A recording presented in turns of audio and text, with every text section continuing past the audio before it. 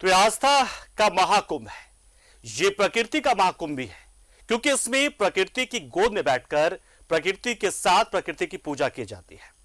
और ये एक ऐसा त्योहार है जिसमें चाहे अनचाहे आप खुद आस्थावान बन जाते हैं, आस्थावान हो जाते हैं। आप में खुद ही वो भक्ति, वो शक्ति आने लगती है। भले आप छठ व्रती हो या ना हो, आप के घर में छठ हो रहा हो ना हो रहा हो, लेकिन कहीं ना कहीं आप छठ के, चाहे वो बाजार को आप देखें या छठ के गाने को सुने या छठ पूजा करते लोगों को देखें, अपने आप में वो भक्ति आ जाती है कि हाँ, ये एक जीता जागता एक, आप कहेंगे कि एक पूजा है जिसमें छठी मैया जो है वो आपका साक्षात दर्शन दे रही होती हैं। हम रुक करते हैं हमारे सहयोगी सत्यव्रत किरण का, जो इस वक्त हमारे साथ नामकुम से जुड़ रहे स्वर्णरेखा नदी के तट से सीधा हमारे साथ, और उन्हीं से जानते हैं कि नहाय खाए की शुरुआत जो हुई है, क्या तस्वीरें वहां नजर आ रही हैं। सत्यव्रत, तो देखिए, बिल्कुल सही कहा पंकज आपने कि नहाए खाए के साथ छठ महापर्व की जो है वो शुरुआत हो गई है और लोग आस्था के इस त्योहार में नदी और तालाब पहुंचते हैं भगवान भास्कर को अर्घ्य देने के लिए।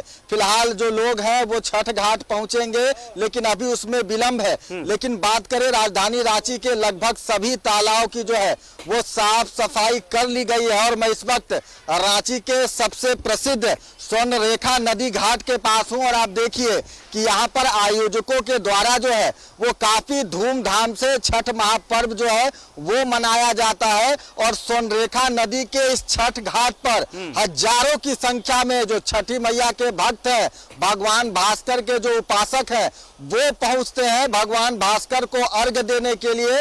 और आप देखिए कि जो यह स्वर्णरेखा नदी है वो पूरी तरह से तैयार हो चुकी है, पूरी तरह से जो घाट है उसकी साफ सफाई हो चुकी है। और अब इस घाट को इंतजार है कि कब छठ व्रतियां जो है वो पहुंचेंगे स्वर्णरेखा नदी के इस घाट पर और भगवान भास्कर को अर्घ्य दिया जाएगा। इस घाट के साफ सफाई और तैयारी में यहाँ के जो स्थानीय लोग हैं, जो आयोजन समिति के सदस्य हैं, उनकी बड़ी भूमिका होती है, क्योंकि इन लोगों के मेहनत के कारण ही यह महान त्योहार जो है वो संपन्न हो पाता है। छठ घाट की तैयारी की अगर बात करें तो कब से आप और आपके जो भी सदस्य हैं वो लगे हुए थे इस छठ घाट को बनाने के लिए? देखिए, स्टेन रोज क्लब पिछले 50 सालों से यहाँ पर तैयारी कर रहा है और दशहरा के पहले से ही हम लोग लग जाते हैं इस घाट का साफ। जैसे बरसात खत्म होता है हम लोग घाट का साफ सफाई में लग जाते हैं। और चूंकि 2 साल का कोरोना महामारी के बाद इस बार बड़े उत्साह के साथ फुल फेज में पर्व मनाने के लिए लोग आ रहे हैं, तो हम लोगों ने विशेष तैयारी किया।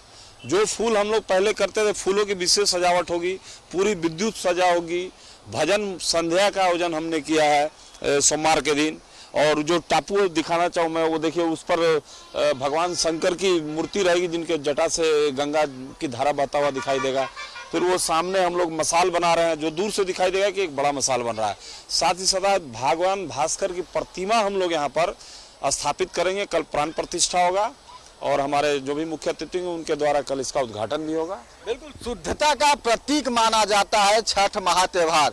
उस दौरान छठ घाट की साफ सफाई हो या फिर स्वर्णरेखा नदी की जो यह पानी है वो भी काफी साफ दिख रहा है। साफ सफाई को लेकर क्या कुछ इंतजाम कर रहे हैं आप? नहीं, हम लोग काफ़ी दिन से, अभी 1 महीना 1.5 महीना हो गया इसको साफ़ सफाई करते हुए। और ये पानी जो इस बार साफ दिख रहा है, ये जो 15 से 20 दिन पहले तक बारिश हुई उसके कारण आज पानी बहुत साफ है। इस बार लोग आके बहुत अच्छी तरह से पूजा कर सकते हैं। हर बार की तरह से इस बार पानी बहुत ज़्यादा ठीक है और साफ सफाई हम लोग किए हुए हैं। हमारे द्वारा ब्लीचिंग, चूना, एलएम डाल के पानी को और क्लीन किया जाएगा। आज से कल तक हम लोग इसको पूरा साफ कर देंगे। साफ सफाई का विशेष ख्याल रखा जा रहा है।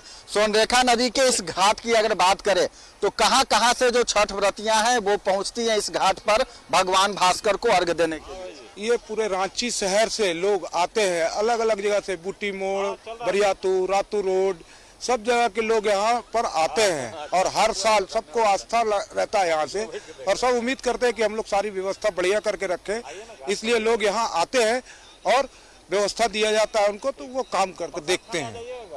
बिल्कुल पंकज, अर्घ्य के दौरान अगर आप स्वर्णरेखा नदी के इस तट पर पहुंचेंगे, इस छठ घाट पर पहुंचेंगे, तो बेहद आकर्षक जो है वो विद्युत सज्जा की जाती है।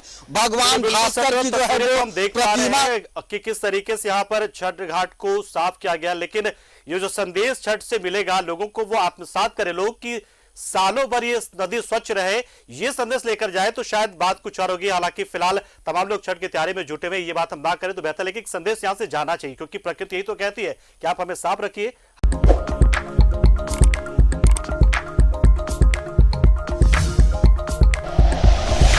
Like and share videos, subscribe करें हमारा चैनल और प्रेस करें बेल आइकॉन।